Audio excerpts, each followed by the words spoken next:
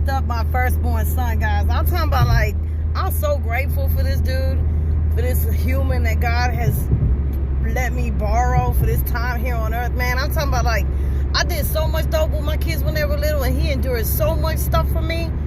But let me tell you something, you know, I'm not saying that we love all of our children, right? But there's that one golden child that you know that's going to take care of you when you get older, right? Well, this boy right here, I'm talking about, we done been through it. There was a time that he would not even talk to me because he was so used to seeing me high. But I'm so grateful that God restored that relationship, man. That's my go-to, you know what I mean?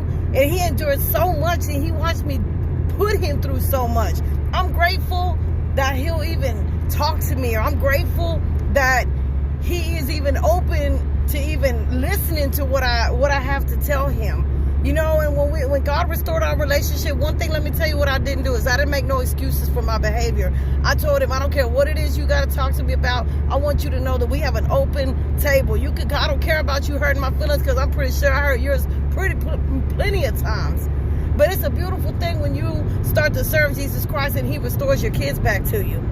And what I mean by that is that the years that I put into the dope game, right?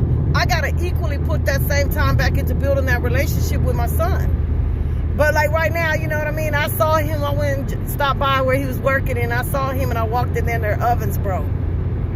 So I'm on my way to go take him some Jack in the Box. His favorite thing is 4 tacos with buttermilk and 2 chicken sandwiches. See, I'll do that today. See, those are those small little things that I do today that I didn't do in my addiction.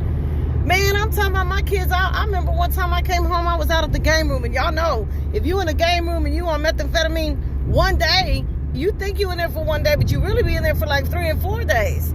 And I'll never forget when I pulled up to my house and I walked into my kitchen and there was spaghetti sauce all over the walls because my son was opening up all of the cans, you know, and he was throwing them at the wall because he was hungry. That's the type of stuff that meth made me do, man.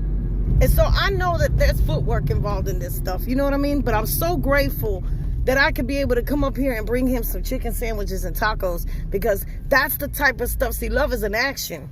You know, and I didn't know how to be a mother. I was learning how to be a mother. I didn't know how to be a mother. You know, with your first child, you're learning. Ain't no instruction manual to that stuff. And plus, our parents didn't show us love, so I only knew how to, we didn't hug. We didn't do all of those things. Today, I hug my kids and I tell them I love them. You know, and that's the stuff that I'm so grateful for today, man. And so I just want to tell y'all that if y'all got somebody out there that y'all have not yet, God has not restored, it's coming.